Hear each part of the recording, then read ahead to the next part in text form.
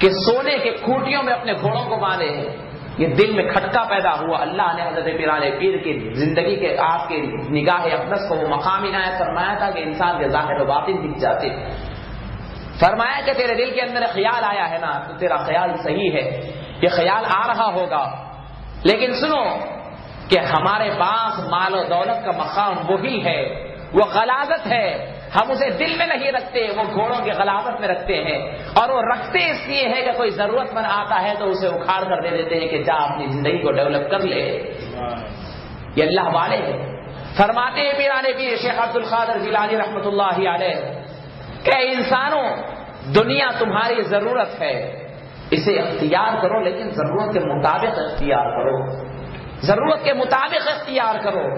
اور یاد رکھو کہ یہ ایک سمندر میں کشتی کی مانند ہے. تمہارا دل سمندر میں کشتی کی مانند ہے, اور یہ دنیا سمندر کے پانی کی مانند ہے. اس دنیا کے اندر جیسے سمندر کی کشتی پانی کی سطح کو لگی ہوئی چلے جاتی ہے نا, بس تم ایسے ہی اس دنیا کو لگے ہوئے چلے جاؤ. کشتی سمندر کو ضرورت کے مطابق استعمال کرتی ہے یہاں سے وہاں جانے کے لیے, اس لیے کہ راستہ طے کرنا ہے. اس پانی کو خالی اپنی پیٹھ لگائے چلے جا رہی ہے اس لیے کہ ضرورت ہے. تم بھی اس دنیا سے ایسے ہی پیٹھ لگائے چلے جاؤ. اگر کشتی والا کہیں اسے پانی بہت اچھا لگ جائے تو اپنی کشتی کے اندر پانی اونڈیلنے لگے تو یہ سب سے بڑی بے وقوفی ہے, کشتی ڈوب جائے گی. یاد رکھو تمہارے دل کے اندر کبھی دنیا کو اندر نہ لانا, یہ باہر کی چیز ہے, باہر رکھ لو. تمہارے جسم کو لگاتے ہوئے فوری نکل جاؤ, لیکن جب تم اس کو دل میں اگر اتار لو گے تو تمہاری نیا ڈوب جائے گی, تمہاری ہلاکت ہوگی, تم اس دنیا میں نامراد و ناکام ہو جاؤ گے. یہ دنیا تمہارے لیے ضرورت کے مطابق استعمال کر لو. دنیا کا جیب میں رکھنا جائز ہے, دنیا کا حفاظت کرنا, دنیا کے پیسوں کا ضرورت کے لیے جمع کر لینا جائز ہے, لیکن دنیا کا دل میں رکھنا ناجائز ہے. فرمایا عزیزان گرامی, یہ حضرت پیران پیر شیخ عبد القادر جیلانی رحمۃ اللہ علیہ اپنی زندگی کا نچوڑ ذکر فرمایا ہے, زندگی کا خلاصہ ذکر فرمایا ہے, اور ہمیں بتلا دیا ہے کہ تم جس دنیا کو بڑی عظیم سمجھ رہے ہو نا, محمد رسول اللہ صلی اللہ علیہ وسلم کے سامنے ایک مردار کتے کی مانند تھی. صحابہ کو لے کر گزر رہے ہیں, ایک کچرا کنڈی ہے, وہاں ٹھہر گئے. اللہ والے اور دین کا کام کرنے والوں کی ذہن کیسا ہوتا ہے, جو کچھ دکھتا ہے اسے نصیحت سمجھ لیتے ہیں. بظاہر مردار کتا, تعفن کی وہ آ رہی ہوگی. اللہ کے نبی ٹھہر گئے, اس لیے کہ مقام پر نصیحت کر دو تو وہ دل میں بیٹھ جاتی ہے. صحابہ سے پوچھا کہ فوراً اس کتے کی قیمت لگاؤ, بتاؤ کہ کیا قیمت میں خریدو گے تم لوگ. صحابہ حیران ہو گئے, فرمایا کہ یا رسول اللہ صلی اللہ علیہ وسلم یہ مردار ہے, مردار کی کیا بے ہوگی, مردار کی تو بے نہیں ہوتی, یہ کوئی قیمت ہی نہیں ہے. فرمایا ارے لگاؤ. کہا کہ کوئی قیمت ہی نہیں ہے. فرمایا کہ الدنیا جیفہ, دنیا مردار ہے, لیکن یہ مردار پڑا ہے نا, اسے کوئی انسان کھائے گا؟ فرمایا کہ نہیں. کوئی سمجھدار لے گا؟ فرمایا کہ نہیں. اور وہی اگر کتے آ جائیں تو فوراً چیر پھاڑ کے اسے کھا لیں گے. فرمایا کہ دنیا مردار ہے. وہ کلابھا کلاب, فرمایا دنیا کے طالب کتے ہوتے ہیں. یاد رکھو دنیا کے قریب نہ جاؤ, دنیا مردار ہے, اس مردار دنیا کے قریب نہ جانا. دنیا مردار ہے اور اس کے طلب کرنے والے کتے ہوتے ہیں. فرمایا مردار کو کتے کھاتے ہیں, ہم نہیں کھاتے. مسلمانوں کے لیے اللہ رب العزت نے دنیا کی ذریعے میں قدر و قیمت نہیں رکھی ہے. فرمایا خدا کی ذات اور عالی کے پاس اگر مچھر کے پر کے برابر بھی اگر خود یعنی دنیا کی حیثیت ہوتی تو کافر کو ایک دانہ رب العالمین نہیں دیتے. اللہ کے پاس تو کوئی حیثیت ہی نہیں. مثلا اگر آپ ایک مالدار آدمی ہے اور آپ کے پاس چند چیزیں کوئی ضرورت کی آپ کے گھر کے باہر پڑی ہوتی ہے اور آپ اس کو ویسٹ سمجھ کر, بالکل بیکار سمجھ کر نکال کر ڈال دیتے ہیں. جاتے وقت کوئی آدمی اگر ٹھوکر مار لیتے ہلو ہلو اسے لے جا رہا ہے تو بعض وقت آپ دیکھ کر نظر انداز کر دیتے ہیں کہ چھوڑو وہ لے جانے دو. رب العالمین کی بارگاہ میں دنیا ایسی ہی ہے, دنیا دار اور کافر اسے کما رہے ہیں. فرمایا کہ چھوڑو لے لینے دو. اب آخرت کا معاملہ ہے تو ایک پائی بھی نہیں ملے گی. آپ گھر کے اندر آپ کی قیمتی چیز میں سے کوئی لینا چاہے گا تو آپ انہیں میں دور رکھو, یہ نہیں ممکن ہے. تو رب العالمین کے پاس آخرت کا سودا بڑا سودا ہے. یہ دنیا کی زندگی دھوکے کی زندگی ہے، دنیا کی زندگی فریب کی زندگی ہے، دنیا کی زندگی انسان کو پریشان کرنے کی زندگی ہے، یہ شیطان کا جال ہے، شیطان اسے بچھاتا ہے اور ایمان والوں کو اس کے اندر غرق کرنے کی کوشش کرتا ہے۔ سعادت مند ہے وہ لوگ جن کے سامنے محمد رسول اللہ صلی اللہ علیہ وآلہ وسلم کے احکامات ہوتے ہیں۔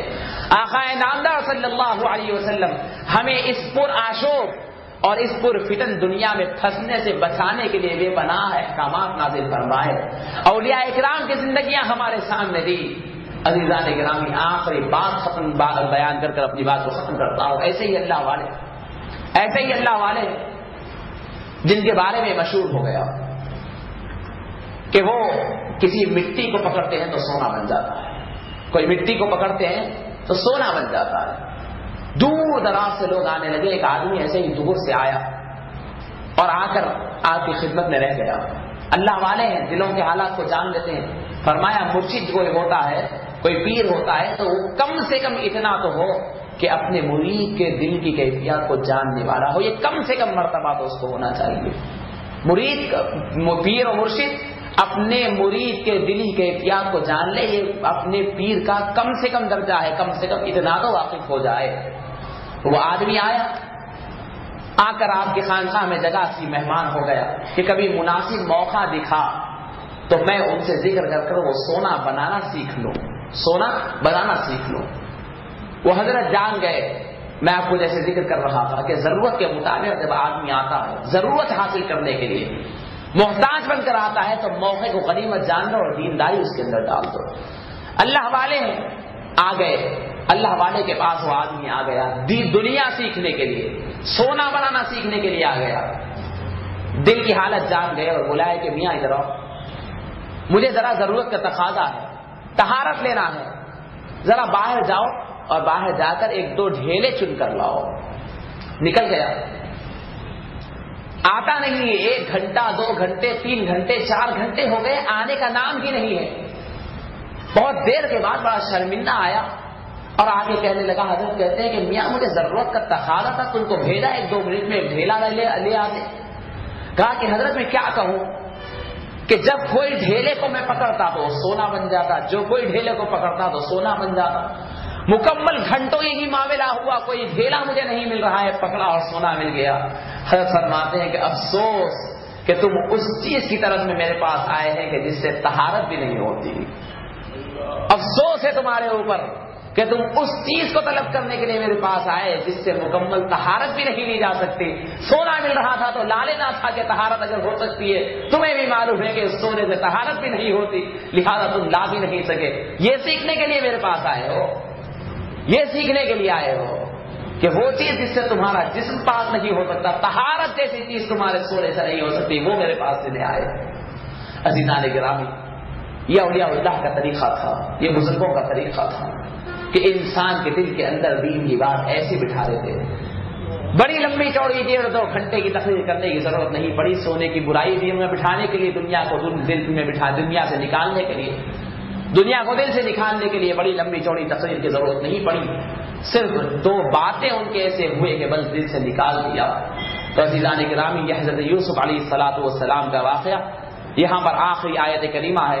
فرمایا نصیب برحمتنا من نشاء ولا نضيع اجر المحسنین، یہ ہمارا مزاج ہے، یہ رب العالمین کی کریمانہ صفات ہے کہ نصیب برحمتنا من نشاء، ہماری مرضی ہے، ہماری چاہت ہے کہ ہم جسے چاہے ہماری رحمت کا گہوارہ بنا کر ہماری رحمت میں گرویدہ، ہماری رحمت میں اسے ڈھانپ لیتے ہیں۔ نصیب برحمتنا، ہماری رحمت میں ڈھانپ لیتے ہیں ہم جسے چاہے، من نشاء، جسے ہم چاہے۔ اس کے اندر کوئی اعمال کا بھرا جتلا کر، کوئی اپنے خاندان کو بتلا کر، کوئی اپنی کوئی چیز کو بتلا کر نہیں، ہماری مرضی ہے، جسے چاہے ہم رحمتوں کے اندر ڈھانپ لیتے ہیں۔ یہ نہیں دیکھتے کہ وہ یتیم ہے، یہ نہیں دیکھتے کہ وہ غلام ہے، یہ نہیں دیکھتے کہ وہ کہیں اور سے آیا ہے، بلکہ ہم یہ دیکھتے ہیں ہماری مرضی ہے کہ جسے چاہے ہم اختیار کر لیتے ہیں۔ ولا نطيع اجر المحسنين، اور یہ بھی یاد رکھے ہم جسے چاہے اختیار تو کر لیتے ہیں، لیکن دماغ میں خیال یہ آئے گا کیونکہ نمازیوں کو، روزداروں کو، زکات دینے والوں کو، اللہ والوں کو چھوڑ دیتے ہیں، ایسا نہیں۔ فرمایا ولا نطيع اجر المحسنين، احسان کرنے والے